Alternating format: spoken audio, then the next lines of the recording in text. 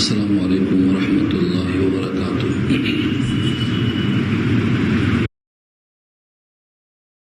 الصلاة والسلام على من لا نبي بعده أما بعد فأعوذ بالله من الشيطان الرجيم بسم الله الرحمن الرحيم.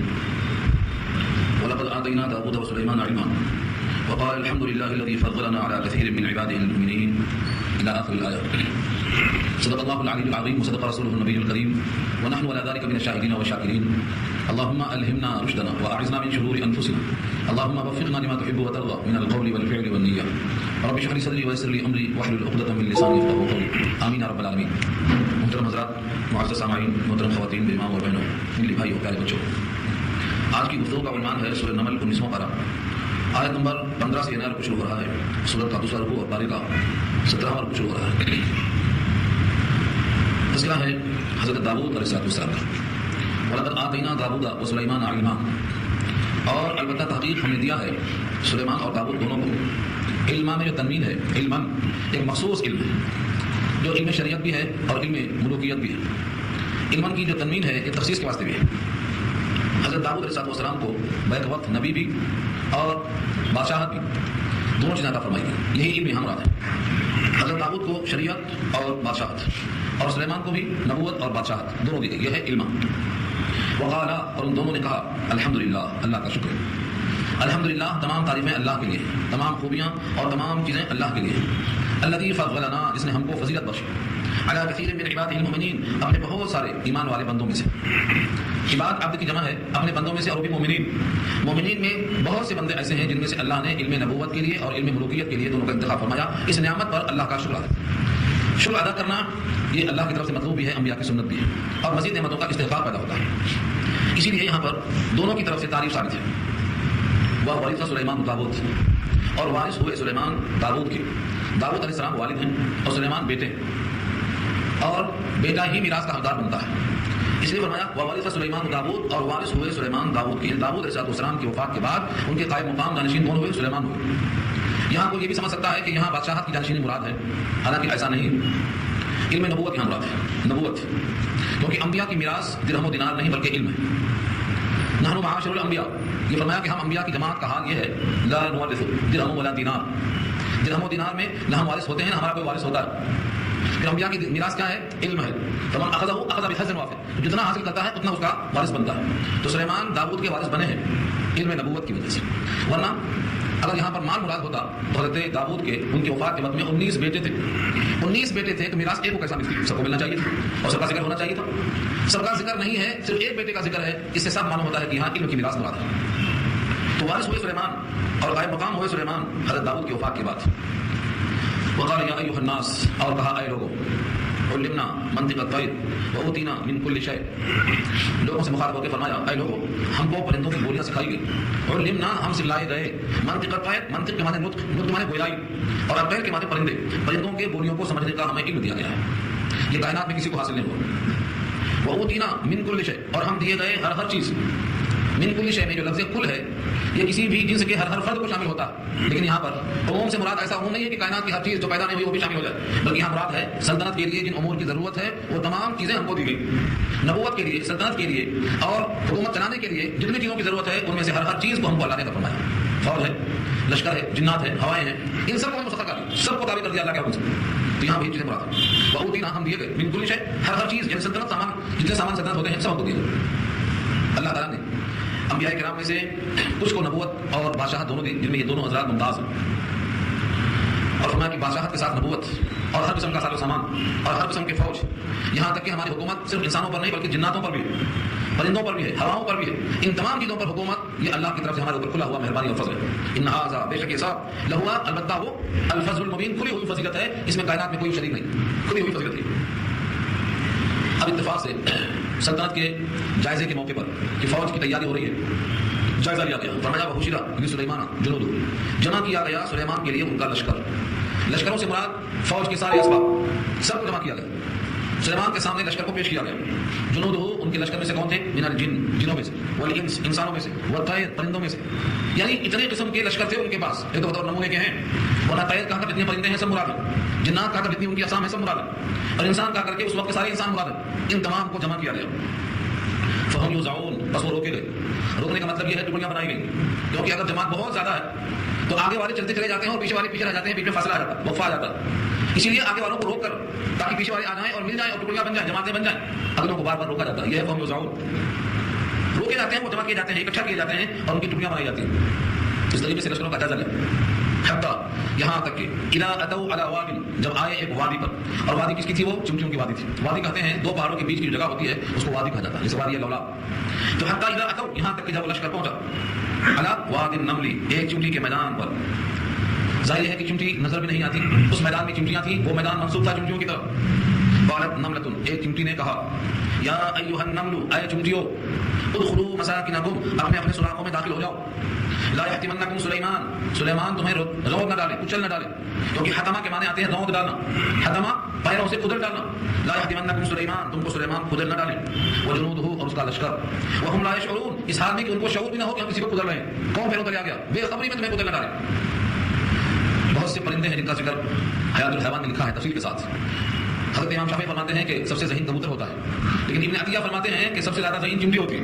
उस चिमटी की ज़ियानत पर इसी को पेश किया, और इस एक आयत में कितनी चीज़ों को पेश किया है कभी गौर नहीं किया। मामूली चिमटी है, लिखा है कि चिमटी को जब कोई दाना मिलता है तो उसको फौरन 2 टुकड़े कर देती है ताकि उसकी कुव्वत नमू खत्म हो जाए, अब उगने के लायक न रह जाए। कितने दिन रखो और उसमें उगने की सलाहियत खत्म हो जाती तो वह खाने के काम में आएगा, और वो सर्दियों में बाहर निकलना मुश्किल होता है तो उसका ज़ख़ीरा करके रख देती है। चिमटी पर मुख्तलिफ उन्वानात, इस चिमटी के लिए इतनी तेज नाक रखा है अल्लाह ने कि बहुत दूर से सूंघते हुए पहुंच जाती मकाम तक। इस एक आयत में कितनी बातों को जमा किया है उलमा ने, देखो एक बार को फिर देखो। क़ालत नमलतुन, कहा एक चिमटी ने, उसका मुखातब करना, मुखातबत मालूम हुई। उसके बाद में लफ्ज़ या है जो निदा के लिए, और अय्युहा है जो तंबीह करने के लिए और ताज्जुब करने के लिए है। उसके बाद कहा मुखातब मेरे नमल हैं, मैं बात मुखातब से यानी नमल से चिमटियों से बात कर रही हूँ, तो मुखातब मुतय्यन कर रही है। और उदखुलू में आर्डर है, दाखिल हो जाओ, ये हुक्मनामा है उसका। मसाकिनकुम मुतय्यन कर दिया, अपने अपने घरों में दाखिल हो जाओ, ये हिफाजत के वास्ते का। ला यहतिमन्नकुम सुलेमान, तुम्हें सुलेमान उसका लश्कर रौंद ना डाले, ये अंजाम से बाखबर कर रही है। उसके बाद आगे है वहुम ला यशऊरून, उनको शऊर भी ना हो, ये उनकी तरफ से एहतजाज भी पेश किया है। इसमें कोई कसूर नहीं है, वो तो नबी है, गलती कर ही नहीं सकते, लेकिन उनके तरफ से एहतजाज को पेश किया है कि उनका खुदा जाना जानबूझ के नहीं है बल्कि बेखबरी में है, लेकिन तुम्हारा काम हो जाएगा। वहां तो खबर भी नहीं पहुंचेगी कि तुम मारे। एक आयत में कितनी बातों को पेश किया, कितनी चीजों को समेट दिया। इसी बात ने कहा कि बहुत ज़की, बहुत होनहार, इतनी छोटी सी मखलूक है और एक पैगंबर को फंसाने का जरिया बन जाती है। पैगंबर ने इसकी बात को सुना तो उनको बेसाख्ता हंसी आ गई, तबस्सुम फरमाया और हंस पड़े। ये छोटी और साफ जानवर है, छोटी सी जान है, कितनी बड़ी तरफ है कि पूरे लश्कर के बारे में बात कर रही है अपनी कौम को। फतबस्सम दाहिकन, तबस्सुम उर्दू में इस्तेमाल है, तबस्सुम के माने आते हैं मुस्कुराना, लेकिन जब आदमी की मुस्कुराहट पर काबू नहीं होता है तो वो हंस पड़ता है, उसको ज़िक्र कहते हैं, उसका दूसरा दर्जा है हंसना। और जब हंसने में आदमी आगे बढ़ जाता है तो उसका नाम है काका लगाना, जिससे तो हवा खुल जाता है। तो पहले तबस्सुम फरमाया फिर हंस पड़े, फतबस्सम दाहिकन मिन कौलिहा, मुस्कुराते हुए हंस पड़े, यानी तबस्सुम पर किफायत नहीं किया बल्कि उनको हंसना पड़ा। किस बात से हंसी आ रही है उनको? मिन कौलिहा, चिमटी के इस कौल से कि एक चिमटी है और एक बादशाह की फौज से अपने तमाम अरकान को इकट्ठा करके बाखबर करके महफूज मकाम पर दाखिल होने का हुक्म पास कर रही है, और साथ साथ ये भी इंतजार पेश करती है कि सुलेमान का लश्कर में कहीं खुदा डालेगा तुम्हें खबर भी ना होगी। इसी से अल्लाह ताला ने सूरत का नाम सूरह नमल रखा है, क्योंकि इसमें दावत ही इंसान को मुमताज बनाती है। जो दूसरों की फिक्र करता है उसकी फिक्र की जाती है, उसी को अल्लाह ने होश वाला कहा। इसी मुनासिबत से सूरत का नाम सूरह नमल रखा। फतबस्सम दाहिकन मिन कौलिहा, हंसी आ गई, मुस्कुराते हुए तबस्सुम फरमाते हुए हंस पड़े उसकी चूटी की बात से। वक़ाल, और बोल पड़े। एक तो चूटी की आवाज कान में आई तो एहसास हुआ कि ये भी अल्लाह की नेमत है कि हमको चूटी की आवाज आ रही है, समझ में आ गई। और यहाँ चूटी का जिक्र किया, वरना हकीकत है जितने कीड़े मकोड़े हशरात हैं सबकी आवाज समझते थे आप। इस नेमत का उनको इस्तेजार हुआ और बेसाख्ता दुआ कर बैठे कि ऐ परवरदिगार, इस नेमत को जो हमारे पास मौजूद है इसको हमारे पास रोक के रखिए इस अंदाज से कि हम हमेशा शाकिर रहें, कभी इससे हम गाफिल होने पाए। रब्बी, ऐ मेरे परवरदिगार, औज़िअनी, मेरी किस्मत में कर दीजिए, मेरे वास्ते इस चीज को रोक कर ऐसा ही बाकी रखिए, अन अशकुरा, कि मैं शुक्र अदा करता रहूं, निअमतक अल्लती अनअमत अलैया, आपकी वो नेमतें जो मुझ पर है, व अला वालिदैया, और मेरे माँ बाप पर, व अन अअमल सालिहन तर्ज़ा, और ये कि मैं करता रहूं ऐसा अमल जो आपको पसंद हो, व अदखिलनी बिरहमतिका फी इबादिका सालिहीन, और दाखिल फरमा मुझको अपने रहमो करम से, अपनी रहमत खासा से आपके सालिहीन बंदों में, आपके नेक बंदों में। ये दुआ हज़रत सुलेमान की है, इसको आप भी ज़बानी याद कर लें। इसमें बहुत सी चीजें हैं जो आपके लिए भी और उम्मत के हर फर्द के लिए बतौर दुआ के करते रहना चाहिए। तस्का रखिए क्या क्या आ गया। पहली चीज ये कि मुझको आप तौफीक दीजिए कि मैं शुक्र अदा करता रहूं, शुक्र की तौफीक मिलना। बताइए एक ही नेमत है लेकिन कई नेमतों को समेटती है। जब बंदे को शुक्र करने का अल्लाह की तरफ से इनाम मिल गया तो मजीद नेमतें खुद ब खुद आती जाएंगी। लेकिन शकर तुम लाज़िदन्नकुम, तुम शुक्र अदा करो मैं इजाफा करूंगा, ये वादा है। तो हकीकत शुक्र करने की तौफीक एक ऐसा अमल है जो सारी नेमतों को समेट लेता है। जो बंदा शाकिर नहीं होता वो नाक़दरा होता है, नेमतें सब हो जाती है। तो पहली चीज क्या मालूम हुई? आए मेरे रब, मुदावमत कीजिए, यानी मेरी किस्मत में रख दीजिए कि मैं शुक्र अदा करता रहूं आपकी नेमतों का जो मेरे ऊपर है और मेरे माँ बाप पर। कभी कभी जो नेमतें इंसान पर बराह रास्त होती हैं उनका भी शुक्रिया वाजिब होता, और जो माँ बाप पर होती हैं उनके तवस्सुल से मिलती हैं उनका भी शुक्रिया वाजिब होता। जैसा कि यहाँ हज़रत दाऊद की विरासत में इनको मिली है चीजें, तो उन पर भी नेमतें और हम पर भी नेमतें, इनका हमें शुक्रिया अदा करने का मौका दीजिए, मुदावमत बाकी रखिए। दूसरी चीज क्या है? वो अना अमल सालिहन तर्ज़ा, अमल ऐसा करूं कि आपको पसंद हो। ایک تو یہ ہے کہ عمل کا صالح ہونا، ہر عمل صالح مقبول ہونا شرط نہیں، بہت سے اعمال صالح ہونے کے باوجود مقبول نہیں ہوتے، تو ترجمہ میں اشارہ ہے کہ مجھے ایسا عمل صالح دیجیے جو آپ کو پسند ہو، یعنی آپ کے یہاں مقبول ہو۔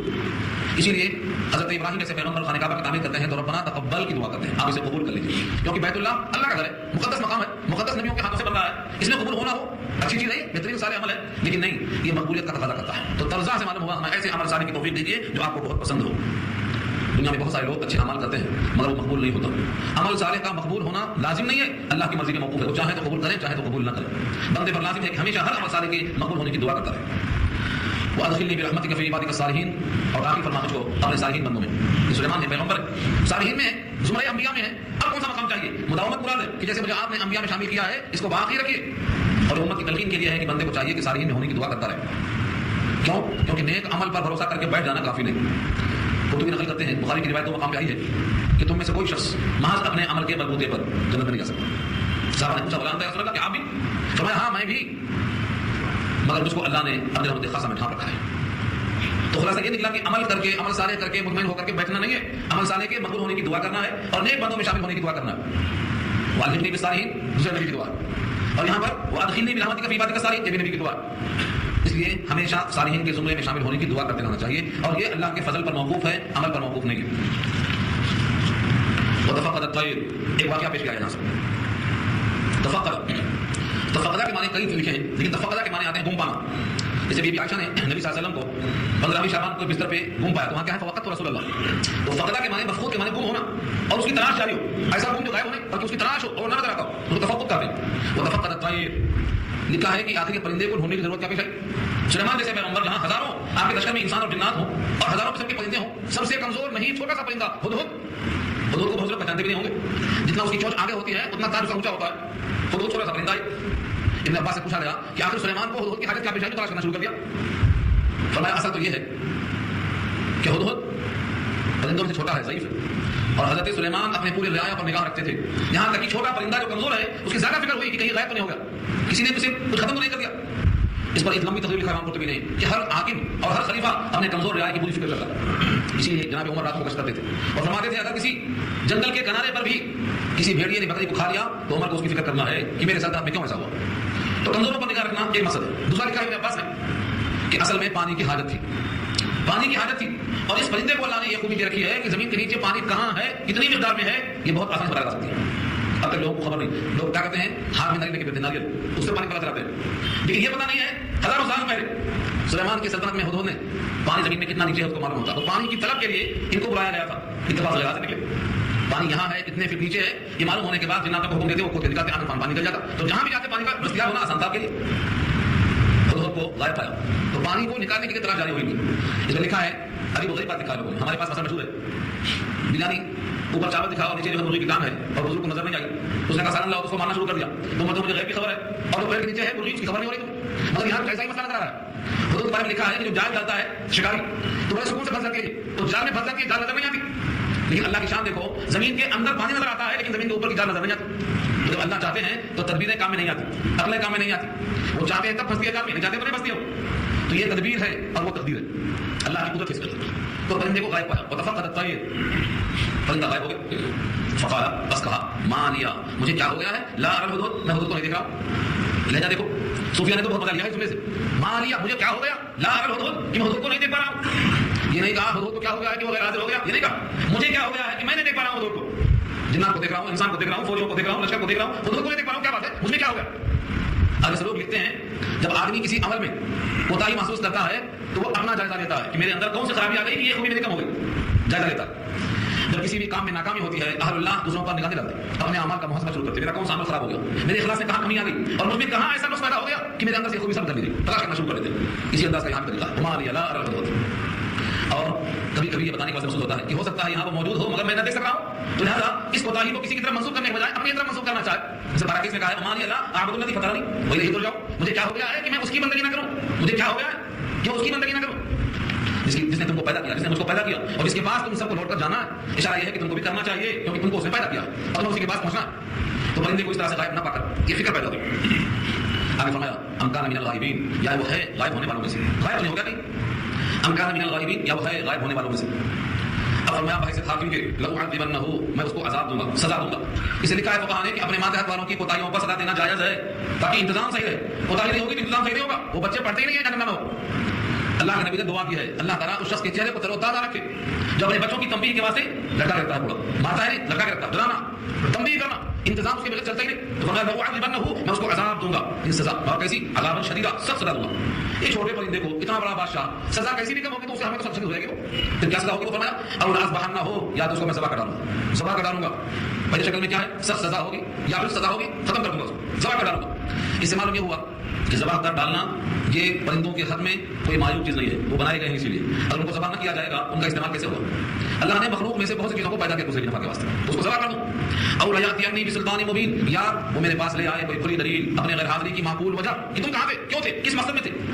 او کے بعد کیا؟ لیاتینی، میرے پاس ضرور لے آئے سلطان مبین، کھلی ہوئی دلیل. سلطان کے معنی حجت، برہان کے آتے ہیں، اور مبین کھلی ہوئی جو قابل فہم ہو، یعنی معقول وجہ ہو. فمکث غیر بعید، مکث ہم کو ٹھہرے تھوڑی دیر. غیر بعید معنی بہت دیر تک نہیں، تھوڑی ہی دیر وقت ہوا تھا. غیر بعید دور نہیں، دیر نہیں، تھوڑی ہی دیر ٹھہرے ہوئے تھے. فقال، خود پہنچ گیا اور کہتا ہے احطت بما لم تحط به، احطت بما لم تحط به، میں ایسی خبر لایا ہوں جس کی آپ کو بھی خبر نہیں ہے. احطت، میں نے یہاں کا کیا ہے، بما لم تحط به، جس کا آپ نے بھی احاطہ نہیں کیا. اور ایک بہترین خبر لایا ہوں، وجئتک، میں لایا ہوں آپ کے پاس، من سبع، ملکہ سبا سے، بنبأ، نبأ کے معنی خبر اور یقین صفت ہے اس کی، بنبأ یقین، یقینی خبر لایا ہوں ملکہ سبا کے پاس سے، اور یہ ایسی خبر ہے جس سے آپ بھی خبر نہیں ہے. کہتے ہیں کہ اپنے سے بڑوں سے ایسی گفتگو، ایک تو نبی ہیں دوسرے بادشاہ ہیں. چھوٹا سا پرندہ کہتا ہے میں ایسی خبر لایا ہوں، مجھے ایسا علم ہوا ہے تم کو بھی اتنا ہی نہیں ہے. یہ تو گستاخانہ انداز ہے. کسی چھوٹے کو بڑے سے ایسی بات نہیں کہنا چاہیے، معلوم یہ نہیں کہنا چاہیے. ایسا کیسے کہا اس نے؟ اللہ معروف لیتے ہیں روح مانی میں. اصل قصہ یہ ہے اپنی غیر حاضری کی وجہ کو مدلل اور معقول بتانے کے لیے یہ چیلنجنگ انداز ہے کہ میں ایسی خبر لایا ہوں جو آپ کو بھی خبر نہیں ہے. اب بتاؤ کیا غیر حاضر ہونا ہم یا نہیں ہوں؟ تو اپنی غیر حاضری کی وجوہات میں سے ایک معقول دلیل پیش کرنے کے بعد اسے ایسا نہ کیا.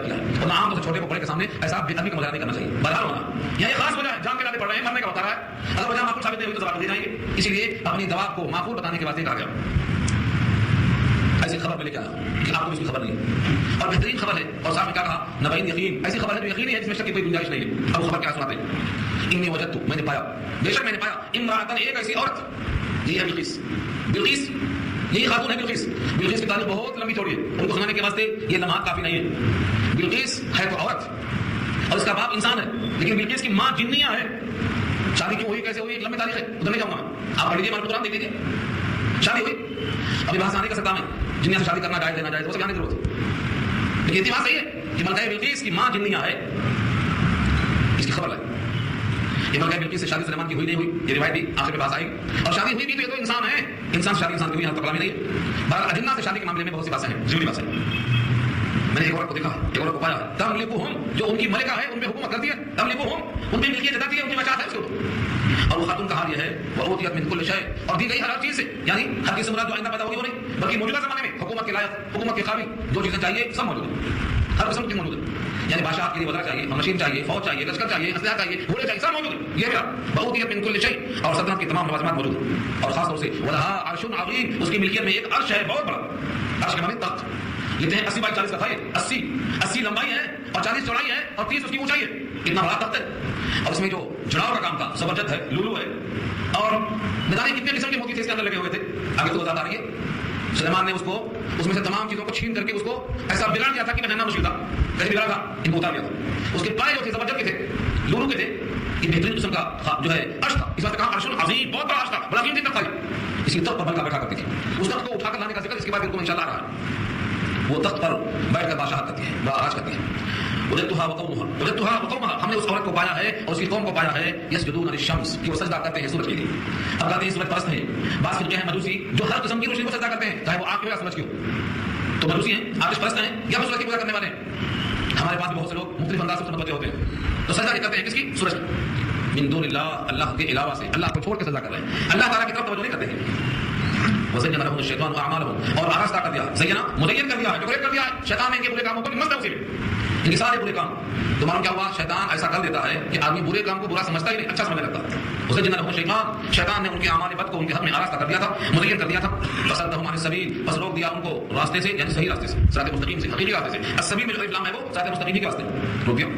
فهم لا يهتدون، بس ان کو ہدایت نہیں ہو رہی، بس ان کو راستہ نہیں مل رہا. یعنی یہ کہ لا یسجدون للہ، یہ کہ وہ سجدہ نہیں کر سکتے ہیں اللہ کا، سجدہ نہیں کر رہے ہیں اللہ کا. کیوں نہیں سجدہ کرتے ہیں اللہ کا؟ کیونکہ ان کو ہدایت نہیں مل رہی ہے اور شیطان نے ان کے برے کاموں کو اچھا کر کے پیش کر دیا. آج کے ماحول میں دیکھ لیجیے کتنے لوگ ایسے ہیں جو برے کام کو اچھا کر رہے ہیں، اچھا سمجھ کر رہے ہیں. جتنے لوگ ناجائز کام کر رہے ہیں اور پیسہ دے کے کر رہے ہیں، تو کیوں کر رہے ہیں؟ کیونکہ سمجھ نہیں آ رہا ہے کہ کام ناجائز ہے اور غلط ہے، شیطان کی سازش ہے.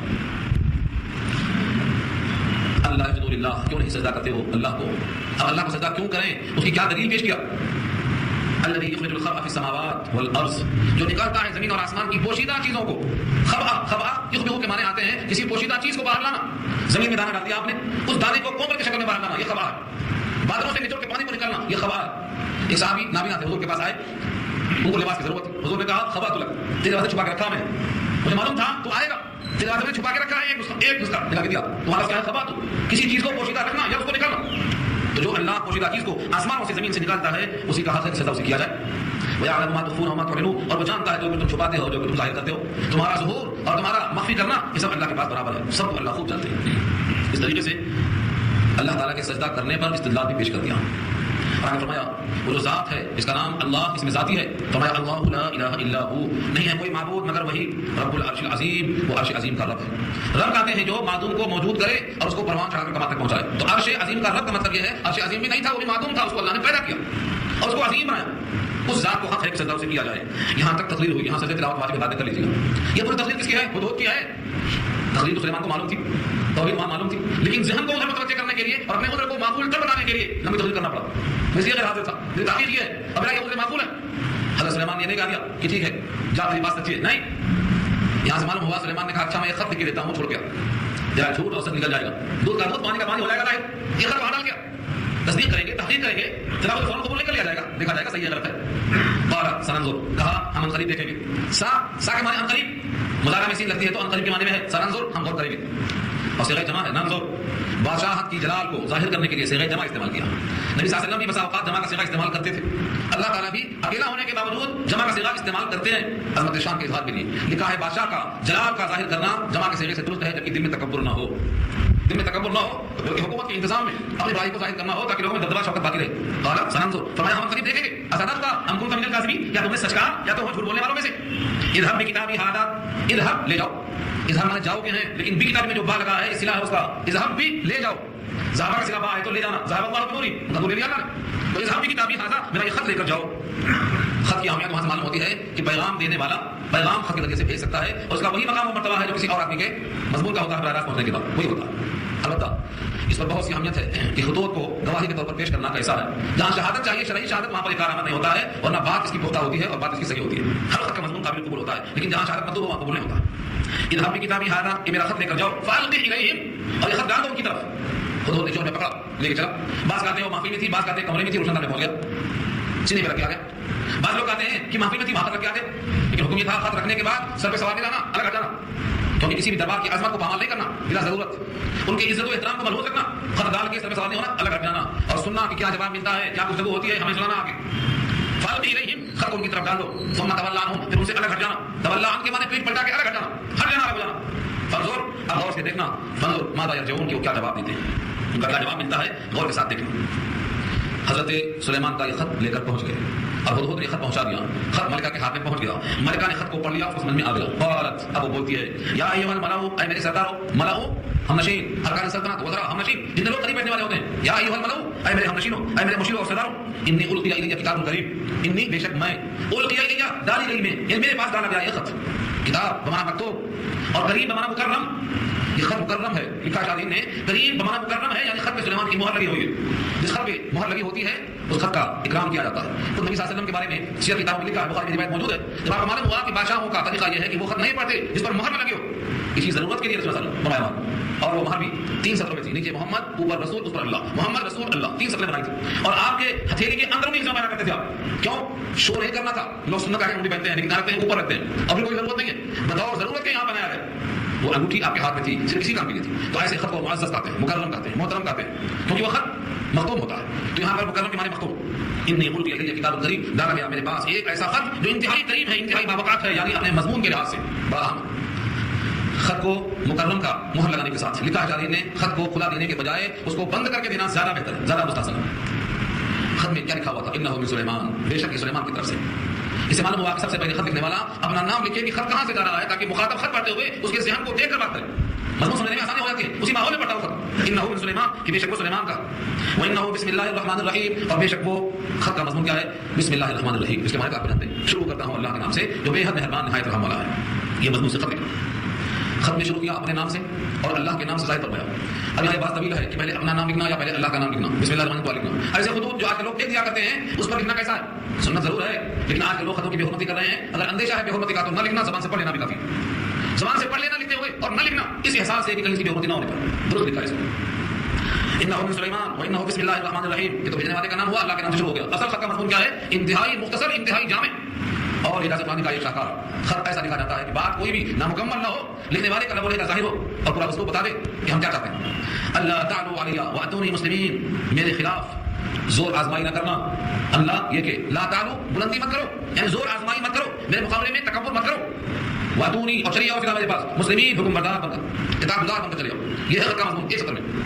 میرے خلاف طاقت آزمائی نہیں، میرے خلاف بڑائی نہیں، میرے مقابلہ میں تکبر نہیں۔ لا تعلو علیہ، اعلیٰ جو آتا ہے یہ مخالفت کو ظاہر کرتا ہے۔ لا تعلو علیہ، میرے مخالفت میں برائی ظاہر مت کرو۔ واتونی، میرے پاس ہی رکھ لیو، مسلمین حکم بردار ہو کر۔ اس خط پر بہت طویل کلام کیا گیا ہے کہ خط میں ایک بات معلوم ہو رہی ہے کہ خط لکھنے والا کوئی بہت زیادہ پر اثر ہے، یا تو ملکہ بلقیس نے معلوم کرا لیا ہوگا کہ بھائی خط بھیجنے والا کون ہے، اتنا زوردار خط ہے۔ اور یہ بھی ہو سکتا ہے چھوٹے لوگ بڑوں کو جانتے ہیں لیکن بڑے لوگ چھوٹوں کو نہیں جانتے۔ سلیمان نہیں جانتے ہیں کہ بلقیس کون ہے کیا ہے، لیکن بلقیس کو معلوم ہے کہ سلیمان کون ہے، یہ ممکن ہے۔ اسی واسطے اس خط کے لوگوں کو پہچان کر اس نے کہا اس کا جواب دینے کے لیے مشورہ کرنا پڑے گا، اور مشورہ کرنے کے لیے تمام ارکان کو جمع کر کے بات رکھی جائے گی، اور وہ یہاں سے نیا رکو شروع ہوتا ہے۔ یہ مشورہ انشاءاللہ آئندہ آئے گا، دعا کیجیے۔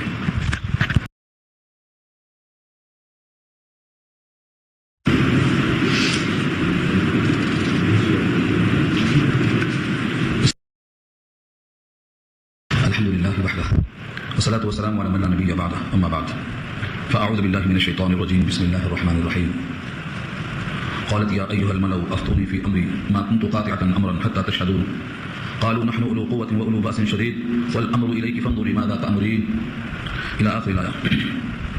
صدق الله العلي العظيم وصدق رسوله النبي الكريم ونحن على ذلك من الشاهدين والشاكرين۔ اللهم ألهمنا رشدنا وأعذنا من شرور أنفسنا، اللهم وفقنا لما تحب وترضى من القول والفعل والنية، رب اشرح لي صدري ويسر لي أمري واحلل عقدة من لساني يفقهوا قولي، آمين يا رب العالمين۔ محترم حضرات، معزز سامعین، محترم خواتین، میری ماں اور بہنوں، میرے بھائیوں، پیارے بچے، آج کی گفتگو کا عنوان ہے سورہ نمل آیت نمبر 32 سے لے کر 44 تک، اور یہ مضمون ملکہ بلقیس کے پاس حضرت سلیمان علیہ السلام کا خط پہنچتا ہے۔ ملکہ مشورہ کرتی ہے، یہاں سے گفتگو ہو رہی ہے۔ قالت، کہا اس نے، یعنی ملکہ سبا نے، بلقیس نام ہے اس کا، یا ایھا الملؤ، اے سردارو، اے دربار والو، افتونی، مجھے فتویٰ دو، یعنی مجھے مشورہ دو، فی امری، میرے معاملے میں، ما کنت قاطعۃ امرا، میں قطعی فیصلہ نہیں کرتی ہوں کسی بھی معاملے میں، حتی تشہدون، جب تک تم حاضر نہ ہو، تمہارے حاضر ہونے تک کسی بھی معاملے میں قطعی رائے میں قائم نہیں کرتی۔ یہ اس نے مشورہ کیا۔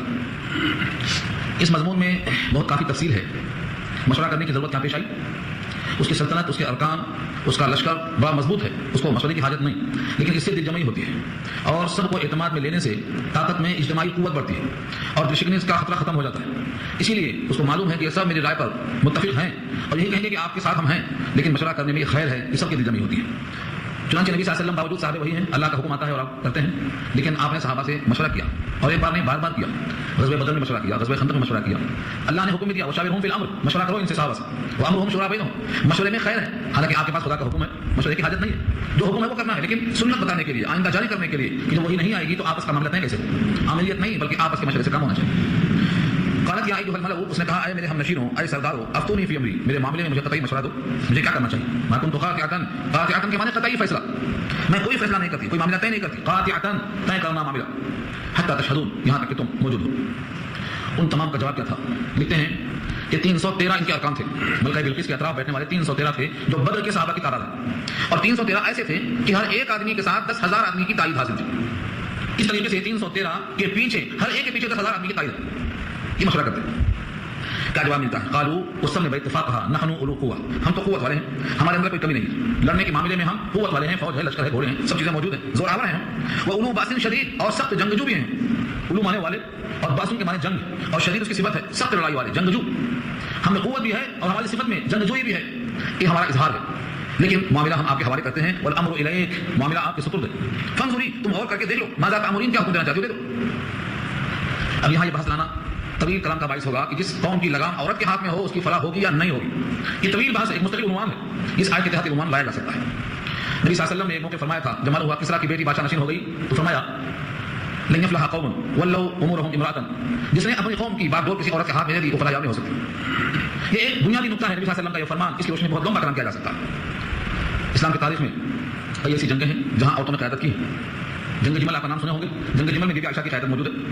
ملکہ سبا بھی اپنے قوم کی قیادت کر رہی ہے، لیکن یہ اس وقت کافرہ ہے، لہٰذا اس کی قیادت پر ہم اس کو دلیل نہیں بنا سکتے، کیونکہ یہ تو کافرہ ہے، سورج کی پوجا کرنے والی ہے، اس لیے اس کا کوئی عمل ابھی ہمارے پاس قابل قبول نہیں ہے جب تک سلیمان کے ہاتھ ایمان نہیں لے آتی، جس کا ذکر اب آ رہا ہے۔ والامر الیک فانظری ماذا تأمرین، معاملہ آپ کے حوالے ہیں، آپ جو حکم دیں گے ہم اسے کریں گے۔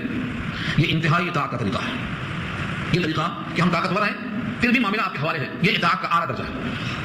صحابہ کرام سے نبی صلی اللہ علیہ وسلم نے پوچھا تو آپ کے صحابہ نے بھی یہی جواب دیا تھا، آپ جو فیصلہ کریں گے ہم تیار ہیں، اگر آپ حکم دیں گے برق الغمام میں گھوڑوں کو ڈال دو تو ہم ڈالنے کو تیار ہیں، جہاں آپ فرمائیں گے ہم حاضر ہیں، یہ اطاعت کا اعلیٰ درجہ ہے۔ مگر عورت بہت چالاک تھی کیونکہ ملکہ تھی اور اتنی بڑی تعداد، لاکھوں انسانوں پر حکومت کرنے کے لیے دماغ کا بدھو ہونا کارآمد نہیں ہوتا۔ اس نے ایک مشورہ دیا، قالت، کہتی ہے ان الملوک اذا دخلوا قرية افسدوها وجعلوا اعزة اهلها اذلة وكذلك يفعلون، اس ایک آیت میں اس کا مشورہ ہے۔ بے شک بادشاہوں کا حال یہ ہے، ان الملوک، ملوک جمع ہے ملک، ملک مانے بادشاہ، اور ملوک اس کی جمع ہے، ان الملوک اذا دخلوا قرية، بادشاہوں کا حال یہ ہے جب کسی بستی میں داخل ہوتے ہیں فاتحانہ شان سے، کیونکہ داخلہ ان کا ایسا ہوتا ہی نہیں، جب داخل ہوتے ہیں کسی بستی میں فاتحانہ شان سے، افسدوها، اس کو بگاڑ کر دیتے ہیں، افسدوها فساد سے بنا ہے، اور افسد مبالغے کے واسطے کہا گیا ہے کہ اس کے نظام کو تہوبارہ کر دیتے ہیں، افسدوها وجعلوا، اور کر دیتے ہیں اعزة اهلها اذلة، اعزہ جمع ہے عزیز کی اور اذلہ جمع ہے ذلیل کی، عزیز کو ذلیل کر دیتے ہیں۔ وہاں کے رہنے والوں میں جو عزیز ہوتے ہیں یعنی ڈومینیشن رکھتے ہیں ان کو ذلیل کر دیتے ہیں، جب عزیزوں کو ذلیل کر دیتے ہیں تو جو ذلیل ہیں ان کا حال کیا ہوتا ہے، وہ اور ذلیل ہو جاتے ہیں، اللہ کی کوئی چاپلوسی کر لے اور پہلے سے ان کی طرف مائل ہو جائے تو کچھ ان کو سلا ملا جائے گا۔ جیسے ہمارے پاس کتاب آئی تھی دکن اداس ہے اور سقوط دکن پر لکھی ہوئی تھی، انہوں نے لکھا ہے ایسے ویسے کیسے کیسے ہو گئے اور کیسے کیسے ایسے ویسے ہو گئے۔ تو یہ نظام جب بدلتا ہے تو یہ ہوتا، بالکل سے یہی کہا کہ جب بادشاہ آتے ہیں کسی بستی میں تو نظام تہوارہ کر دیتے ہیں اور جو عزیز ہوتے ہیں ان کو ذلیل کر دیتے ہیں، اور ہم چونکہ عزیز ہیں، ہم نشین ہیں، عزرائے سلطنت ہیں، ذلت ہم پر آئے گی، سوچ لو مسئلہ یہ ہے۔ وَكَذَلِكَ يَفْعَلُونَ، اور ایسا ہی کیا جاتا ہے اور ایسا ہی کیا کرتے ہیں۔ نبی صلی اللہ علیہ وسلم کا سیرت میں امتیاز یہ پہلو یہ بھی ہے کہ جب آپ نے مکہ فتح کیا تو آپ نے فساد نہیں کیا، عزیزوں کو ذلیل نہیں کیا، اور تکبر کے بجائے اپنے امامے کو ایسا جھک کے بیٹھے ہوئے تھے کہ اونٹ کی کوہن سے لگ جا رہا تھا، اور صحابہ کو جو تھا الیوم یوم الملحمہ، لیکن آپ بڑے خاموشی کے ساتھ فرماتے تھے الیوم یوم المرحمہ، آج تو رحمت کا دن ہے، اپنوں سے ملنے کا دن ہے، پیار کا دن ہے، اپنے وطن میں لوٹ کر ان کے ساتھ ان کی برائیوں کا عمدہ سلوک کرنے کا دن ہے، ان کی غلطیوں کو معاف کرنے کا دن ہے۔ یہ سیرت النبی کا پہلو ایسا ہے دنیا کی کوئی تاریخ میں نہیں ملے گا کہ بادشاہ شاہانہ داخل ہو، فاتحانہ داخل ہو، لیکن عزیز کو ذلیل نہ کریں بلکہ ان کو عزت کا مقام دیں۔ تو یہاں پر یہ بتایا قانون وکذالک یفعلون، ایسا ہی کیا کرتے ہیں۔ تو میرا تو خیال یہ ہے کہ ان سے مقابلہ کرنے کے بجائے ان کو دیکھنا چاہیے کہ یہ نبی ہے یا بادشاہ۔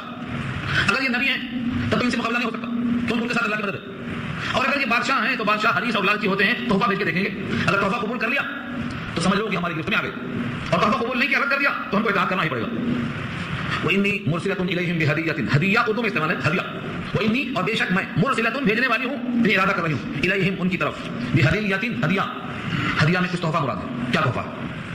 تحفہ میں کیا بھیجا؟ لکھا ہے ملکہ بلقیس نے شاندار تحفہ بھیجا اس زمانے کے اعتبار سے، اس نے کچھ سونے کی اینٹوں کو بھیجوایا، سونے کی اینٹ، اور نے کیا کیا لکھا ہے 100 کنیزوں کو بھیجا، 100 غلاموں کو بھیجا، اور کنیزوں کو، یہ روایت صحیح نہیں ہے غلط ہے، ہاں پہلے بتا دے رہا ہوں یہ روایت اسرائیل کی روایت ہے، یعنی اس روایت کا موقع بخاری کا حاصل نہیں ہے، کیونکہ ایسی چیز ہے کہ حدیث میں کیا بھیجا اضافہ ہو جاتا ہے بولتے بولتے، تو کمزور روایت میں ہے یہ 100 کنیزوں کو بھیجا، 100 غلاموں کو بھیجا، عورتوں کو مردوں کے لباس میں، مردوں کو عورتوں کے لباس میں، کچھ خدمت تھی اس کے اندر، اور سونے کے اینٹوں کے علاوہ تحفے تحائف جو کچھ تھا سب بھیجا۔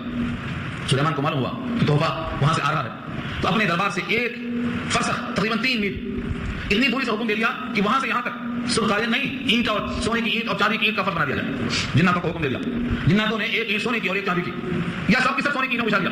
ہمارے پاس اینٹیں نہیں ہیں تو کہتے ہیں سرخارین کا استعمال کیا، یہ ہے سرخارین کا استعمال، نقل آئی سونے کی اینٹوں بچھا دیا یہاں سے وہاں تک، اور فرمایا کہ دونوں طرف سڑکوں کے کنارے پر عجیب الخلقت جانوروں کو، گھوڑے اونٹ کے علاوہ اور بہت سے کھڑا کر دیا، تو ان کے بول و براز جس کو گوبر لیت کہتے ہیں وہ بھی ان سونے کی اینٹوں پر گرتا نظر آیا یہاں تک۔ 400 کرسیاں سونے کی دائیں طرف اور بائیں طرف تخت پر لگوا دیا، ایک طرف علماء کی محفلیں اور ایک طرف ارکان سلطنت کی محفلیں۔ اس شان کے ساتھ دربار کو انہوں نے دیکھا، ان کے قاصد کا گمان نہیں تھا، وہ سونے کی اینٹ لے کے آئے تھے، بعض روایتوں میں ہے شرم کے مارے راستے میں اینٹوں کو چھوڑ دیا کہ جو پہلوں تیرے اینٹ بچھی ہوئی ہے اینٹ لے کے ہم کیا جائیں، کیا پیش کریں، چکا چوندھ ہے ان کی آنکھیں، لیکن دربار میں پہنچتے ہیں سلیمان نے ان کا اکرام کیا، کیونکہ سفیروں کا اکرام کرنا، مہمانوں کا اکرام کرنا وہ کیسے بھی درجے کے ہوں ان کا اکرام کیا جانا چاہیے، یہ ہدیہ تحفہ پہنچا۔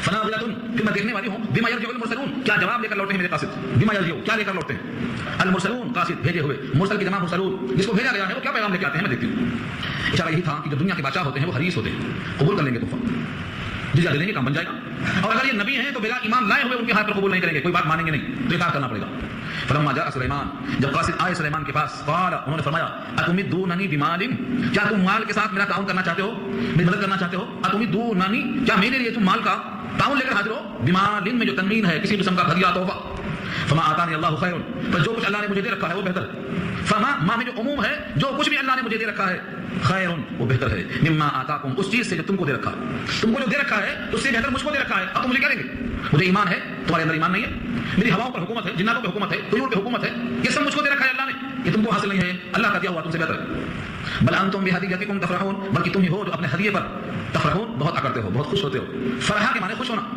فرحہ تفرحون کے معنی تم ہی اوپر خوش ہوتے ہو تمہارا یہ مزاج ہے ارجع الیہم لے کے چلے جاؤ ارجع لوٹ جاؤ الیہم انہی کی طرف فلناتینہم بجنود ہم لے کر ضرور حاضر ہوں گے ایک لشکر فا کے معنی تو لناتینہم کے معنی ہم پہنچیں گے لے کر بجنود ایک لشکر اور ایسا لشکر ہوگا لا قبل لہم بہا جس کا مقابلہ کسی اور سے نہیں ہو سکے گا لا قبل لہم بہا اس لشکر کے ذریعے سے ان کا کوئی مقابلہ کرنے والا نہیں ہوگا ولا نخرجنہم منہا اذلہ اور ہم ضرور نکال پھینکیں گے وہاں سے ذلیل کر کے بے عزت کر کے وہم صاغرون اور وہ خوار ہوں گے ذلیل ہوں گے اذلہ اور صاغر دو لفظ استعمال کیا ہے اذلہ ذلیل کرنا بے عزت کرنا صاغرون ان کی وقار کو ختم کر دینا ہم ضرور ایسا کرنے والے ہیں یہ قاصد گئے پیغام سنا دیا کہ یہ پیغام دیا ہے ہدیہ واپس کر دیا مر گئے بلقیس کو معلوم ہو گیا کہ اب سوائے اطاعت کے سارے کار نہیں ہیں لبو لہجہ بتاتا ہے اور قاصدین کیا بولتے ہیں یہ اینٹ لے کر گئے تھے وہاں اینٹیں بچھی ہوئی ہیں جس چیز کو ہم سمجھتے تھے وہاں پاؤں پڑی ہوئی ہے ان کا ایوان سلطنت دیکھ کر کے آنکھیں کھلا ہو گئی تو ان کے دماغ میں آ گیا کہ چلنا چاہیے چلنے کا پروگرام بنایا کم سے کم ارکان سلطنت کی تعداد لاکھوں میں لکھی ہے لاکھوں کے جلوس میں چلتی جب قریب آیا فاصلہ پہنچا اڑتی ہوئی غبار معلوم ہوئی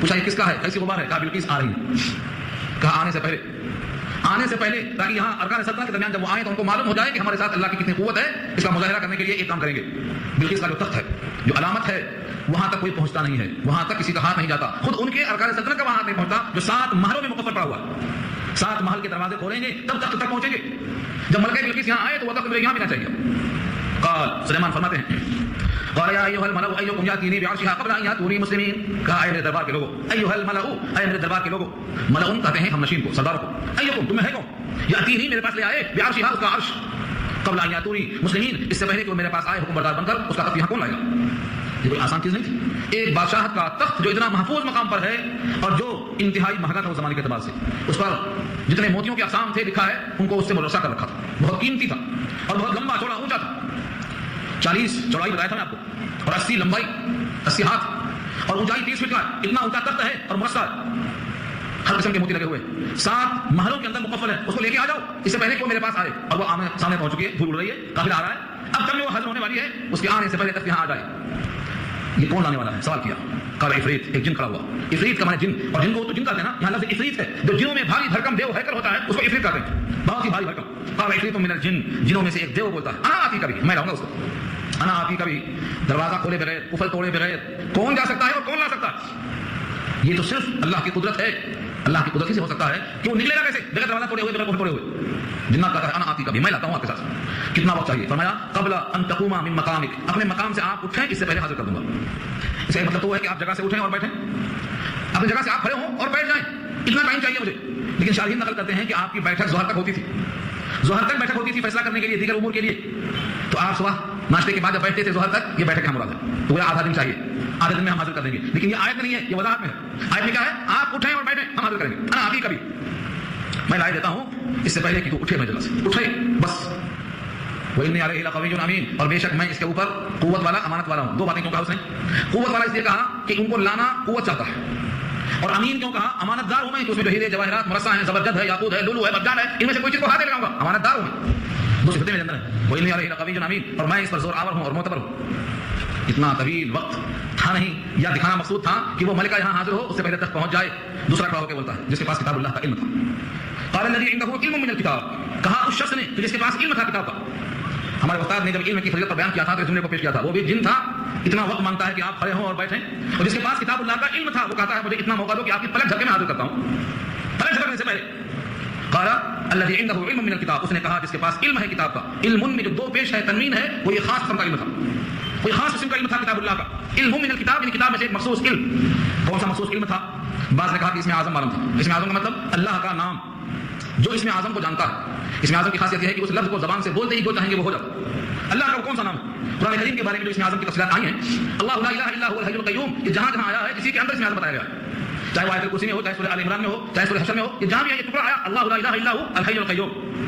تو اس زمانے میں جو کتاب تھی، اس کتاب کا ان کو مخصوص علم تھا، اسم اعظم نام تھا، اسم اعظم تھا ان کے پاس، اس سے وہ حاضر کرنے کی طاقت رکھتے تھے. اور کہا قبل ان تقوم، اس سے پہلے کہ آپ کھڑے ہوں، من مقامک، اپنی جگہ سے، انا آتی کبھی قبل ان یرتد الیک طرف، میں اس سے پہلے کہ آپ اپنی پلک جھپکیں، انا آتی کبھی میں اس کو لا کے حاضر کرتا ہوں. قبل ان یرتد الیک طرف، طرف کہتے ہیں پلک کے جھپکنے کو، طرف پلک جھپکنے کو، پلک جھپکنے سے پہلے میں حاضر کر دوں گا. یہ کون تھا؟ جنہوں میں سے تھا، ایک قول ہے جنہوں میں سے تھا، لکھے ہیں کہ ابراہیم حضرت سلیمان کے قریب بیٹھنے والا تھا، ہم نشین، جس کو صحبت تھی ایک نبی کی اور ایک پیغمبر کی اور ایک اہل اللہ کی، یعنی حضرت سلیمان کی. بادشاہ بھی تھے، نبی بھی تھے، ان کا خاص دوست تھا جس کا نام تھا عاصم بن برقیہ. یہ اس کے پاس علم تھا. سلیمان خود یہ کام کر سکتے تھے، لیکن چاہیے کہ جب ان کے خادموں میں سے یہ کام کر سکتا ہے تو خود بادشاہ کیا کر سکتا، اس لیے خادم سے کام کروایا. ایک قول یہ بھی ہے جس کو حضرت مولانا اشرف علی تھانوی نور اللہ قدرہ فرماتے ہیں کہ انا آتی کا بھی سے مراد خود سلیمان ہے، کیونکہ ان سے زیادہ کتاب اللہ کا علم کسی اور کو تھا ہی نہیں. انا آتی کا بھی کا فاعل وہ خود ہے. اب سوال یہ ہے کہ اگر انا آتی کا فاعل وہ ہیں تو کا مخاطب کون ہے؟ آپ کی پلک جھپکے، اس سے پہلے میں حاضر کر دوں، کس کی پلک جھپکے؟ فرمایا کہ یہ مخاطب میں جو لوگ موجود تھے ان سے مخاطب ہو رہے تھے کہ تمہاری پلک جھپکے میں یہ تخت کو حاضر کر دیتا ہوں. اگر سلیمان کی طرف سے ہے یہ تو یہ معجزہ ہے، اور عاصم بن برقیہ کی طرف سے ہے تو کرامت ہے. کرامت اور معجزہ کا فرق یہ ہوتا ہے کہ دونوں اللہ کا فعل ہوتا، نبی کے ہاتھ پہ ہو تو معجزہ، اور کسی ولی کے ہاتھ پہ ہو تو کرامت، اور کسی کافر کے ہاتھ پہ ہو تو اس کو نام دیا گیا ہے استدراج کا، ڈھیل کا. یہ تین باتیں یہاں کہی گئی ہیں. چوتھی بات اور ذرا ثقیل ہے. شیخ ابن عربی محی الدین شیخ ابن عربی فرماتے ہیں کہ حقیقت یہ تصرف ہے. تصرف صوفیہ کی اصطلاح ہے، تصرف ہے یہ، کیونکہ معجزہ اپنے ذریعے سے اپنے ہاتھ سے ہوتا ہے ضرور، لیکن ہم جب چاہیں جب نہیں ہوتا. معجزہ یا کرامت جب اللہ چاہتے ہیں جب ہوتا، ہم جب چاہیں جب نہیں ہوتا. تصرف جب چاہیں جب ہو جاتا. حضرت تھانوی فرماتے ہیں رحمۃ اللہ علیہ کہ تصرف اگر ہے یہ تو تصرف کی کیا شکل ہو سکتی ہے، کیا نوعیت ہو سکتی ہے؟ تصرف کا مطلب کیا ہو سکتا ہے؟ اللہ تعالیٰ نے بطور کرامت کی بتا دیا کہ تم اسم اعظم کو جو جانتے ہو یہ کہو، اور میں تم کو اتنے لمحے میں کر کے دیتا ہوں، تمہارے پاس قوت پہنچ جائے گی. اللہ نے ان کے دل میں الہام کر دیا، انہوں نے اسم اعظم کو پڑھ لیا، تخت حاضر ہو گیا. تو حاضر تو ہوا تخت. اب یا تو کسی عاصم برقیہ کی دعا سے یا اسم اعظم سے، یا خود سلیمان کی دعا سے، بطور معجزے کے یا بطور کرامت کے یا بطور تصرف کے، یہ تینوں کا امکان ہے. لیکن یہاں تک حاضر ہوا یہ تو پکی بات ہے جو آیت کے الفاظ ہیں. انا آتی کبھی قبل ان یرتد الیک طرف، میں حاضر کیے دیتا ہوں. اتنا کہنا تھا، اٹھا کر نگاہ دیکھا تو تخت موجود ہے. فلما رآہ، جب اس تخت کو سامنے دیکھا مستقرا موجود ہے، کھڑا ہوا رکھا ہے.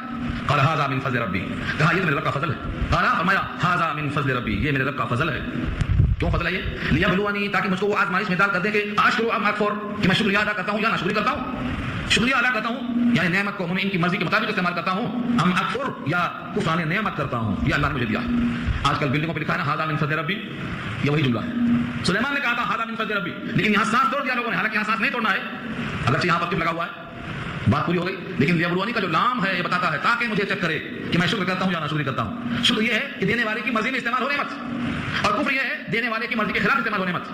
هذا من فضل ربی لکھ کر گھر میں سارے کام خلاف ہوتے ہیں اللہ کے، تو یہ فضل ہو رہا ہے یا ناشکری ہو رہی ہے؟ یہ سوچنے کا تقاضا. فمن شکر فانما یشکر لنفسہ، اور جو شکر کرے گا تو شکر کرے گا اپنی ذات کے لیے، کیونکہ اللہ کا وعدہ ہے شکر کرنے والے کی نعمتوں میں اضافہ کروں گا. ناشکری کرے گا نعمتیں چھین لوں گا. ومن کفر فان ربی غنی کریم، اور جو انسان ناشکری کرے گا بے شک میرا پروردگار غنی اور کریم ہے. غنی کے معنی بے نیاز ہے، اسے تمہارے شکر کرنے کی کوئی حاجت نہیں. غنی ہے، بے نیاز ہے، شکر کرو تو شان میں اضافہ نہیں اور کفر کرو تو شان میں کمی نہیں.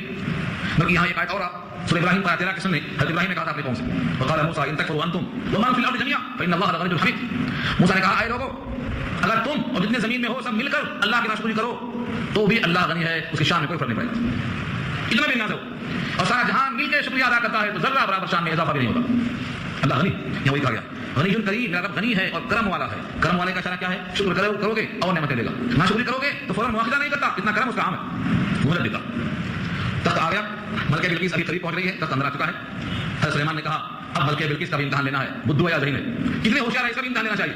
اس کے اس عرش کو، اس کی جو علامتیں ہیں جس کو دیکھ کے وہ پہچان سکتی ہے کہ میرا تخت ہے، میرا عرش ہے، علامتی چیزیں نکال کر مٹا دو، پہچان کو ہٹا دو. جس سے پہچان میں آ سکتا تھا کہ یہ میرا تخت ہے ان تمام علامتوں کو نکال کے پھینکو. قال نکروا لها عرشها، کہا اس کو بدل ڈالو اس کے لیے اس کے عرش کو، اس کے تخت کو. ننظر، ہم دیکھنا چاہتے ہیں، اتهتدی، کیا راستہ پاتی ہے، یعنی سمجھ پاتی ہے. ام تکون من الذين لا يهتدون، یا ہو کے رہ جاتی ہے ان لوگوں میں سے جن کو سمجھ نہیں آتا میرا تخت ہے یا نہیں ہے. سمجھ میں آ گیا، سمجھدار. نہیں سمجھ سکی تو ان لوگوں میں سے ہے جن کو راستہ نہیں ملتا. بہت ذہین خاتون تھی. فلما جاءت، جب وہ پہنچی محل میں، یہ شاہانہ دربار کو دیکھا، شوکت کو دیکھا. اندر داخل ہونے کے بعد ابھی اندر پہنچی ہی نہیں ہے، تخت کو پیش کیا گیا اور یہ نہیں کہا گیا کہ یہ تمہارا تخت ہے کیا؟ نہیں. کیا پوچھا گیا؟ جملہ دیکھو. قیل کہا گیا اہا کذا عرشک، کیا تیرا عرش اسی طرح ہے؟ تیرا تخت یہی ہے؟ یہ نہیں کہا گیا. اگر یہی ہے کہا گیا تو تلقین پیدا ہو جاتی. اہا کذا عرشک، کیونکہ تیرا تخت وہاں ہے، 7 محلوں میں مکفل ہے. تو جب آئی تھی تو وہاں بند تھا، تو یہاں پہنچنے سے پہلے کیسے آ گیا؟ اگر یہ وہی ہے تو کیسے آیا؟ بلقیس کو سوال کیا گیا اہا کذا عرشک، کیا ایسا ہی ہے تیرا تخت؟ قالت، وہ بولتی ہے کأنہ ہو، کأنہ ہو، گویا کہ یہ وہی ہے. وہی ہے نہیں کہا اور نہیں ہے نہیں کہا، گویا کہ یہ وہی ہے. یہ گویا کو لگایا. کأنہ حرف تشبیہ ہے. جیسے سانپ، لاٹھی ڈالتے ہی سانپ بن گیا. حضرت موسیٰ اس کو سانپ سمجھ رہے ہیں، سانپ نہیں ہے. اللہ کہتے ہیں کأنہ جان، گویا کہ وہ سانپ ہے. سانپ ہے نہیں، پکڑتے ہی لاٹھی بن جاؤ. تو کأنہ کے معنی تشبیہ کے لیے ہے، گویا کہ یہ وہی ہے. وہی ہے نہیں وہی، گویا کہ وہی ہے. مشابہت ہے، تشبیہ ہے. اگر کہتے وہ نہیں ہے تو جھوٹ ہو جاتا، وہی ہے تو یہ مشکل ہو جاتا، کیونکہ تبدل ہے، تغیر ہے، چینجنگ ہے. کہا کأنہ ہو، بولی گویا کہ وہی ہے. بات مکمل ہوئی. اب سلیمان علیہ السلام فرماتے ہیں وَأُوتِينَا الْعِلْمَ مِنْ قَبْلِهَا وَكُنَّا مُسْلِمِينَ، اور ہمیں معلوم ہو چکا تھا اس سے پہلے ہی، وَكُنَّا مُسْلِمِينَ، اور ہم ہو چکے ہیں حکم بردار. یہاں پر بادشاہ کہتے ہیں کہ یہ قول ملکہ بلقیس ہی کا ہے، لیکن جمہور کی رائے یہ ہے کہ یہ قول سلیمان کا ہے. ہم کو یہ بات معلوم ہو چکی ہے کہ تم پچھلی تمام چیزوں کو دیکھ کر تمہارے دل میں خیال آئے گا کہ تم کو اطاعت کر لینا چاہیے کہ تمہارا تخت یہاں پہلے کیسے آ گیا. وَكُنَّا مُسْلِمِينَ، اور ہم تو تم سے پہلے بھی اللہ کی اطاعت کر چکے ہیں، ہم تو اللہ کے حکم بردار ہیں، تمہیں بھی اللہ کا حکم مان لینا چاہیے. اس طرح سے کہا کر وَصَدَّهَا، سلیمان نے اس عورت کو روک دیا. کسے روکا؟ جس کی وہ بندگی کرتی تھی، یعنی سورج کی، اسے روک دیا. وَصَدَّهَا مَا كَانَتْ تَعْبُدُ مِن دُونِ اللَّهِ، روک دیا اس کو ان تمام چیزوں سے جو پوچھتی تھی اللہ کے سوا. انها كانت من قوم كافرين، بے شک وہ تھی ایک ایسی قوم میں سے جو کافر تھے، کافر قوم میں سے تھی، سورج کی پوجا کرتی تھی. اسے منع کر دیا. اب یہاں سے اصل کلام شروع ہوتا ہے. اس خاتون سے کہا آئیے شاہی محل میں آئیے، حکم ملتا ہے چلنے کے لیے ساتھ میں. قیل لها، کہا گیا اس سے ادخل السرح، اور اسے کہا اندر چلو محل میں. ادخلی، داخل ہو جاؤ. محل السرح، سرح کے معنی آتے ہیں ایسا محل جو عالیشان بنایا گیا. چلنے کے لیے جب پاؤں اٹھا کر دیکھا تو اس کو لگتا تھا کہ یہ پورا پانی بھرا ہوا، گہرا پانی ہے. فلما رأته، جب دیکھا اس نے اس فرش کو، حسبته لجا، تو گمان کیا کہ یہ تو پانی کی بھنور ہے. لجا کہتے ہیں پانی کی بھنور کو، جب پانی کی موجیں تھپیڑے مارتے ہوئے گول پھرتی ہیں اس کو لجا کہا گیا. اس کو خیال کیا آیا کہ وہ پانی ہے گہرا ہوا، لجا. وکشفت عن ساقیها، اور کھولا اپنی پنڈلیوں کو تاکہ پیجامہ پانی کے اندر نہ بھیگنے پائے. جیسے عام انسانوں کی عادت ہے، اگر تھوڑا پانی محسوس ہوا تو پاؤں کو اٹھاتے، کپڑے کو اٹھاتے، پانی کو اوپر کرتے. وکشفت، کھولا، عن ساقیها، اپنی پنڈلیاں. قال، سلیمان نے کہا انه بے شک شان یہ ہے سرحن کی ایک محل ہے، ممرد، جڑے ہوئے ہیں اس میں شیشے، من قواریر، شیشے لگے ہوئے ہیں. لکھا ہے عام شیشے تھے، لیکن اس کے اندر جو شیشے لگے ہوئے تھے سفید اتنے تھے کہ معلوم ہوتا تھا کہ پانی کا بھنور ہے، پانی کا ہے، اور تھے وہ شیشے سے بنے ہوئے. قرآن کریم نے ایک خاص تشریح بتایا اس سے پہلے. قواریر من فضہ، سورۃ الظہر میں کہا ہے قواریر من فضہ، چاندی کے شیشے. جنت میں جو شیشہ ہوگا چاندی کا ہوگا. چاندی میں کیا بات ہے، چمکتا تو بہت لیکن آر پار نظر نہیں آتا، اور شیشے میں آر پار نظر آتا مگر سفیدی چاندی کی طرح نہیں ہوتی. تو دونوں کو جوڑ دیا رب کریم نے، فرمایا چاندی کی طرح سفید ہوگا اور آئینے کی طرح آر پار نظر آئے گا. تو فرمایا کہ یہ جو فرش بنا ہوا تھا یہ قواریر کا تھا. قواریر خاص قسم کا پتھر ہے جو آئینہ شیشہ ہے، لیکن دیکھنے والے کو لگتا ہے کہ پانی سے بھرا ہوا یہ فرش ہے، سفید پتھر جس کو ہم کہتے ہیں. بہرحال یہ ان کے پاس فن تعمیر کا شاہکار تھا. کس نے بنایا تھا یہ ان کے فرش کو؟ لکھا ہے کہ ان کے پاس جنات وہ کام کیا کرتے تھے اور جناتوں سے وہ کام لیا کرتے تھے. اس طریقے سے اس کے سمجھ نہیں آیا کہ یہ فرش ہے یا پانی ہے. جب اس نے دیکھا کہ اتنا عالیشان محل ہے کہ ہم اس کو پانی سمجھ رہے تھے اور یہ فرش ہے، فرش اتنا عمدہ ہے. قالت، تو بول پڑتی ہے ربی انی ظلمت نفسی، اے میرے رب میں نے ظلم کیا اپنی جان پر. واسلمت مع سلیمان، اور میں اسلام لاتی ہوں، حکم بردار ہوتی ہوں سلیمان کے ساتھ. للہ رب العالمین، اس اللہ کے لیے جو رب سارے جہان تھا. اس جملے سے معلوم ہوا کہ ملکہ بلقیس سلیمان کے ہاتھ پر ایمان لے آتی ہے اور وہ مشرکہ سے موحدہ بن جاتی ہے، توحید والی بن جاتی ہے. یہاں تک تو قرآن کا بیان ہے، لیکن اس کے آگے اور بہت سے مسائل میں سے ایک بات یہ بھی آتی ہے کہ سلیمان نے ملکہ بلقیس کے ایمان کے بعد کیا کیا. اس سے شادی کیا یا اس کو چھوڑ دیا، اس کے سلطنت کو قبضے میں لیا یا اس کو ایمان دینے کی وجہ سے وہ عطا کر دیا. بعض روایتیں اسرائیلی ہیں، امام قرطبی اس کو نقل کرتے ہیں کہ آپ نے ان سے نکاح کیا، ان سے شادی کیا اور نکاح کرنے کے بعد اس کی سلطنت کو اس کے حوالے کر کے اس کے ملک میں بھیج دیا، ملک یمن میں حاکم بنا کر بھیج دیا اور مہینے میں 3 دن وہاں جایا کرتے تھے اور وہاں 3 دن ہر مہینے قیام فرمایا کرتے تھے. یہ روایت امام قرطبی نقل کرتے ہیں. اگرچہ اس قسم کی تمام روایتیں اسرائیلیات کی ہیں جن کا نہ صحیح ہونا یقینی ہے نہ غلط ہونا یقینی ہے، لیکن ایک بات ضرور ہے کہ سلیمان جیسے پیغمبر اتنی بڑی بادشاہت کو جبکہ وہ اسلام میں داخل ہو چکی ہے، کلام پاک وضاحت کرتا ہے تو یوں ہی نہیں چھوڑ سکتے. اتنی بات معلوم ہوتی ہے. دعا کریں.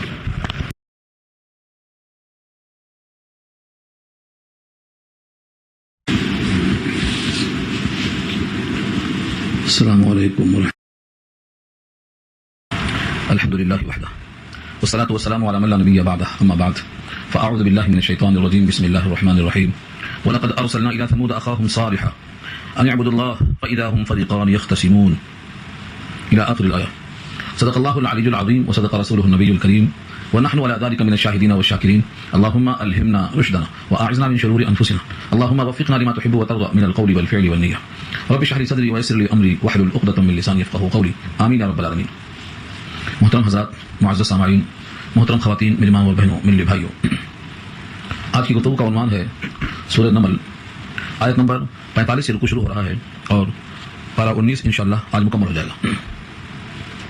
اس صورت میں بتایا گیا تھا کہ 5 واقعے بیان کیے گئے ہیں اور ان کا مقصد یہ ہے کہ کفار قریش کو بتایا جائے کہ دیکھو بالیقین ایمان والوں کا فائدہ ہوا اور پیغمبروں کا انکار کرنے والوں کا انجام باعث عبرت ہوا، اسی لیے تم سید الانبیاء کا انکار مت کرو۔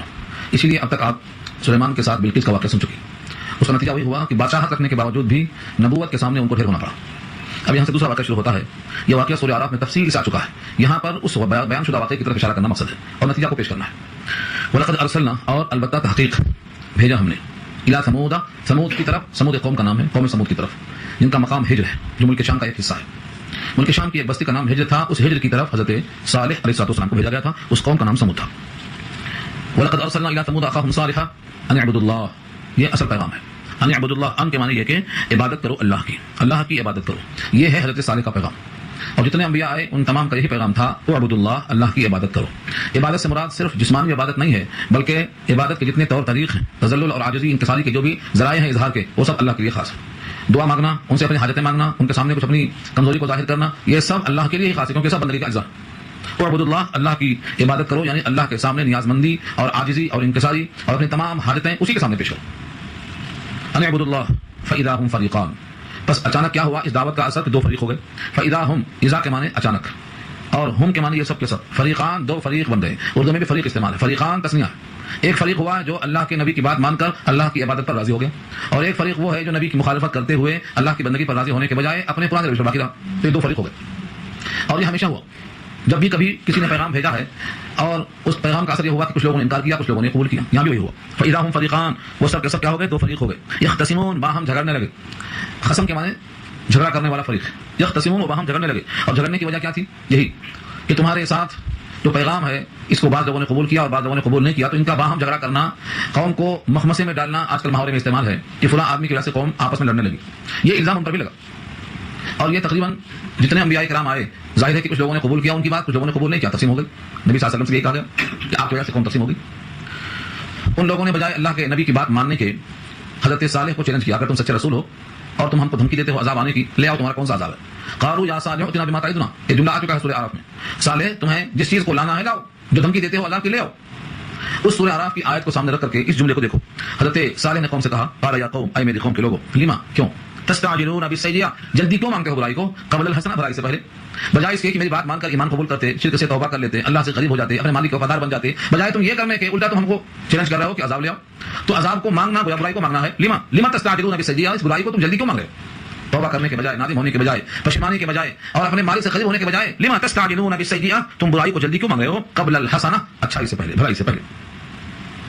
لولا تستغفرون اللہ، کیوں نہیں استغفار کر لیتے اللہ سے، لولا تستغفرون اللہ، کیوں نہیں استغفار کر لیتے اللہ سے۔ لولا کے معنی کیوں نہیں۔ استغفار کرنے کا مطلب اپنے اب تک کی غلطیوں پر اللہ کے سامنے معافی چاہو، اور اپنے نبی کے ہاتھ پر ایمان لا کر اللہ کے وفادار بندے بننے کی کوشش کرو۔ لولا تستغفرون اللہ، کیوں نہیں استغفار کر لیتے۔ یہ ذہن میں آ سکتا ہے کہ استغفار کا فائدہ کیا ہے، تو لوگ ہاتھوں کو واضح کر دیا، لعلکم ترحمون، شاید کہ تم پر رحم کر دیا جائے۔ اگر تم استغفار کر لوگے اور اللہ کی مغفرت ہو جائے گی تو تمہارے اوپر جو عذاب آنے والا ہے بجائے عذاب کے رحمت آئے گی۔ لعلکم ترحمون، شاید کہ تم پر رحم کیا جائے۔ یہ حضرت صالح کی گفتگو تھی۔ قوم نے ان تمام باتوں کو سن کر نہ توبہ استغفار کیا، نہ رحم کی طلب پیدا ہوئی، نہ بھلائی کو مانگنا چاہا، بلکہ اپنی انا کو سامنے رکھ کر کے بڑا دل خراش جملہ کہا، اور یہ کہا، صالح ہم تم کو اور تمہارے تمام ایمان والے ساتھیوں کو ہم منحوس سمجھتے ہیں، تمہارے قدم جب سے پڑے ہیں ہم میں جھگڑا شروع ہو گیا، تم نہ آتی تو جھگڑا نہ آتا۔ اور بعض مفسرین یہ بھی لکھتے ہیں کہ اس قوم میں قحط پڑ گیا تھا، اور قحط کی وجہ بھی وہ لوگ سمجھتے تھے کہ حضرت صالح کی آمد ہے، اگر یہ نہ ہوتے تو قحط نہ پڑتا۔ حالانکہ یہ جیسے کبھی محسوس کیا ہوگا آپ نے، اتفاقی بات ہے، کبھی کوئی آدمی آیا، اس میں کوئی حادثہ پیش آ گیا تو سمجھتے ہیں کہ اس کے قدم کی نحوست ہے، حالانکہ کسی کے قدم کی نحوست ایسی نہیں ہو سکتی ہے کہ آپ پر عذاب آئے، اس کے قدم کی نحوست اس کے ساتھ ہوگی، آپ پر عذاب کیسے آ سکتا ہے۔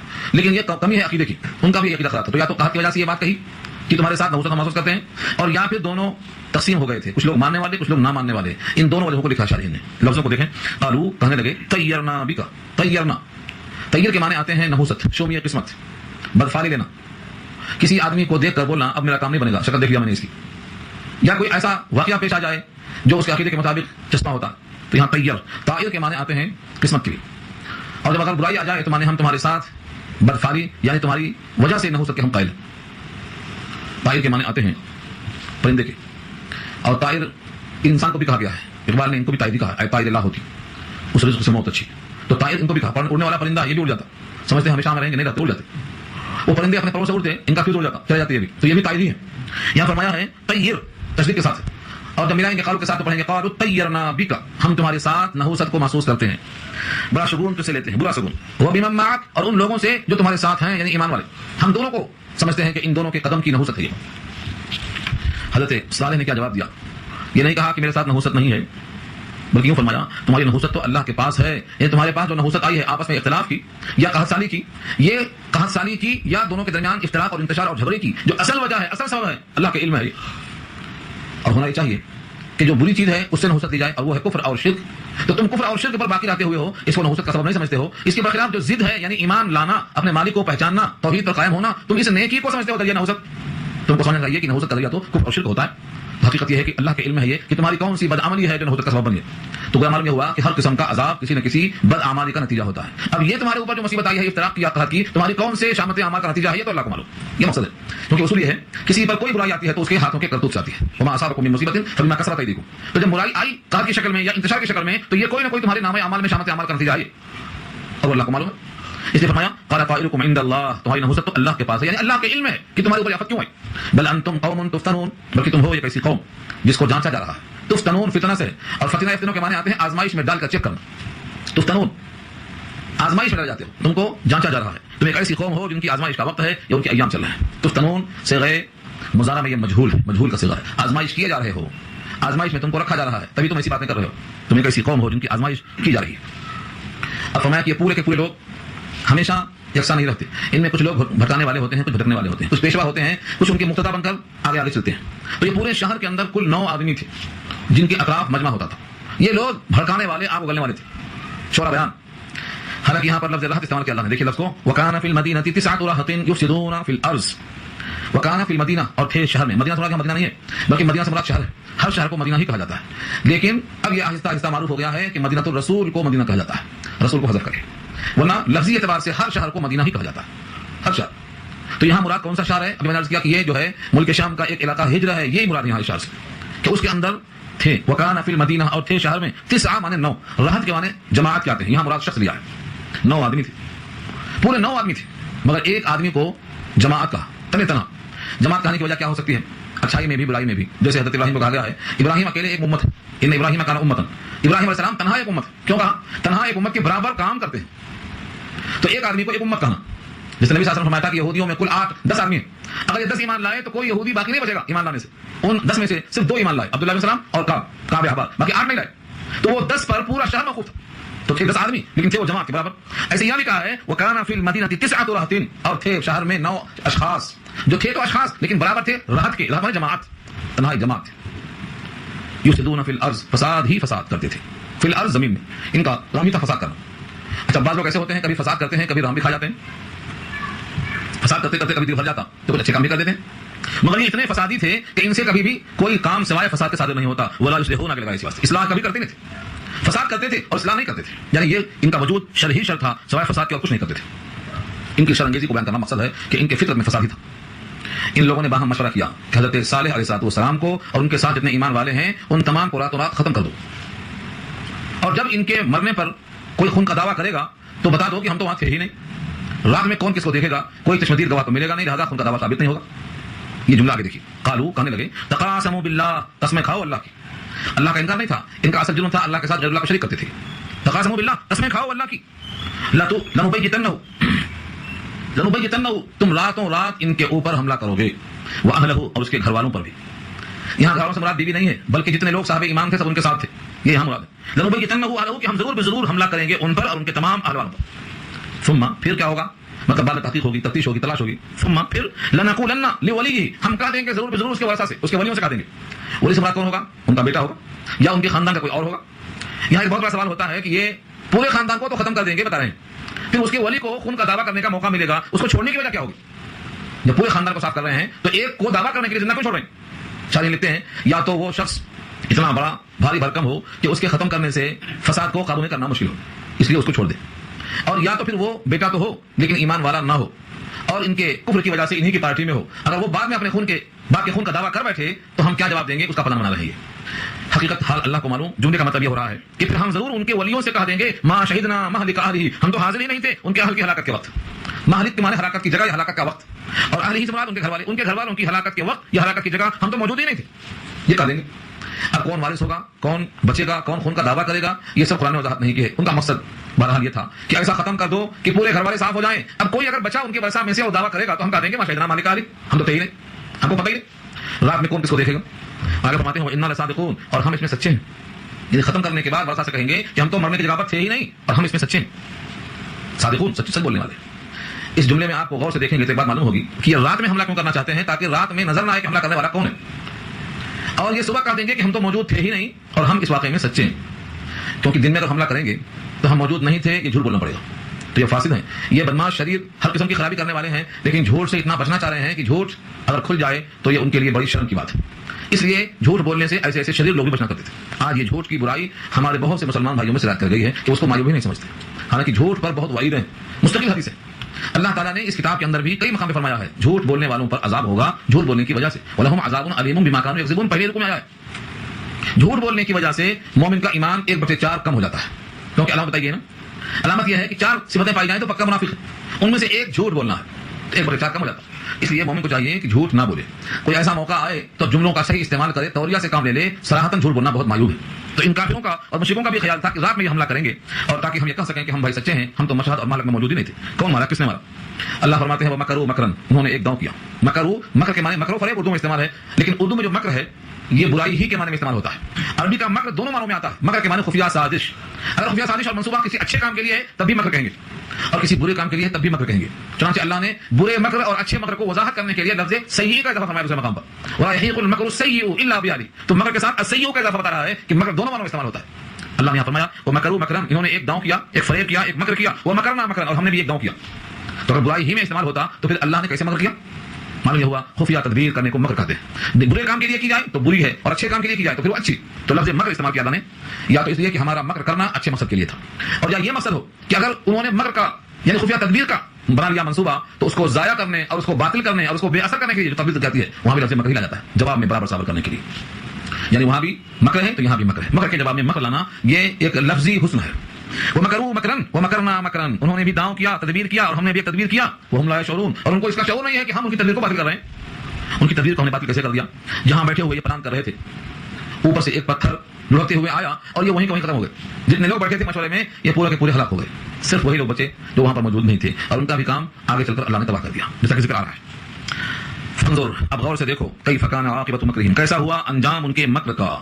उनके मकर का अंजाम कैसा हुआ? देखो, तदबीर किया उन्होंने कि सालेह को और उनके साथियों को खत्म कर देंगे, और तदबीर करने वालों का काम ये हो गया। तो तदबीर उन्होंने कैसी की? क्या हुआ? अन्ना दम्मरनाहुम, हमने उनको उखाड़ फेंका। दम्मरना के माने हलाक कर देना, दम्मिर दियारहुम के माने उनके घरों को हलाक कर। तो दम्मरनाहुम, हमने उनको हलाक कर दिया, व कौमहुम, और उनकी सारी कौम को, अजमाइन उसकी ताकीद में आया है, सारी कौम को हलाक कर दिया, कोई बचा नहीं। कौम सालेह पर एक दिलदोज आई, दिलदोज आवाज आई, जिसका जिक्र पीछे सूरह आराफ में तफसील से आ चुका है। अल्लाह फरमाते हैं कि ये तो पूरे के पूरे खत्म हो गए, पूरे के पूरे मर गए, अब इनके घर पड़े हुए हैं संसान, जो तुम्हारे सामने नजर आते हैं। देखो ये घर कैसे हैं। फतिलका बुयूतुहुम खावियतुन, बस ये उनके घर हैं जो वीरान पड़े हैं। बिमा ज़लमू, इस वजह से कि उन्होंने जुल्म किया, उन्होंने अपने ऊपर जुल्म किया, इसलिए उनके घर वीरान पड़े हैं, अब वो आबाद नहीं। मक्के वालों से बता दो ये वीरान घर जो इनके रहने वालों के जुल्म की वजह से वीरान पड़ गए हैं, ये सब बताते हैं कि अगर तुमने भी जुल्म किया और नबियों की बात का इनकार किया तो तुम्हारा भी अंजाम होगा। इसलिए फरमाया इन्न फी ज़ालिका लआया, बेशक इसमें निशानी है, लिकौमिन, ऐसी कौम के वास्ते, यालमून, जो जानते हैं, यानी जो जानते हैं कि ईमान वालों का अंजाम क्या होता है और ईमान की जिद में रहने वालों का अंजाम क्या होता है। उनको यहाँ पर नतीजा मुहैया है।